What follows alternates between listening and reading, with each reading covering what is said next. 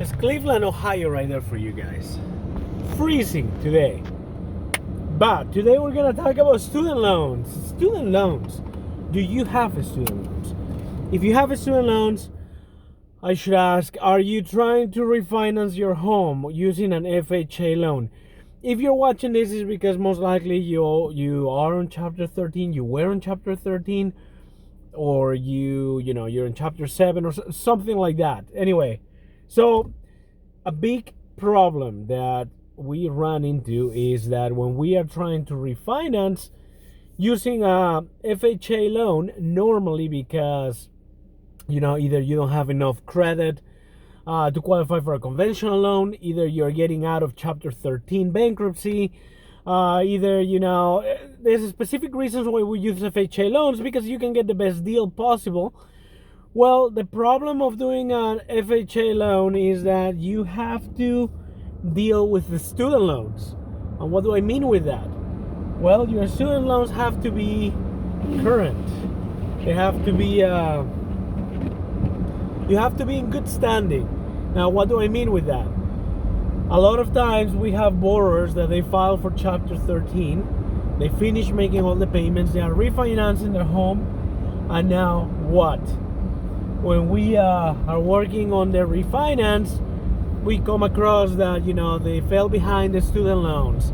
The student loans, they did an insurance claim towards the student loans, or the student loans are deferred, so you don't have to pay them until the bankruptcy is over.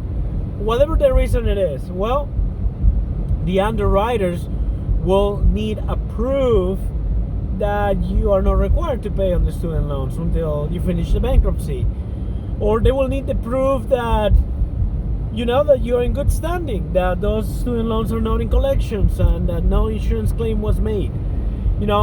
Whatever the reason it is, you need the proof. It's not enough that you say to your loan officer, look, like, everything is good, I paid all my student loans on time, you know me, I know you, we're cool. Unfortunately, when you're trying to get money out, when you're trying to lower your interest rate, it just doesn't work that way. In the mortgage industry, it only matters what you can prove. And what I mean with that is either with a letter from your student loan financial institution saying, XYE person has been making all her payments or his payments on time, and they don't owe anything to those student loans.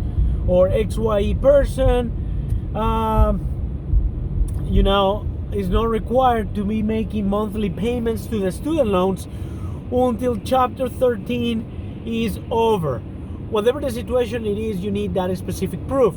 There is a website that you can go to print out the student loan printouts, but most of the time those printouts don't give you the status of the student loan.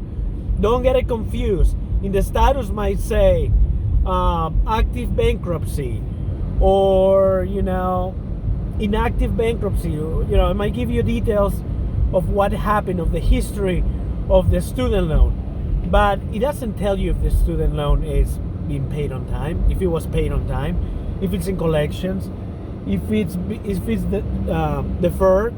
Like, it doesn't give you those details. And that's where you want to be proactive.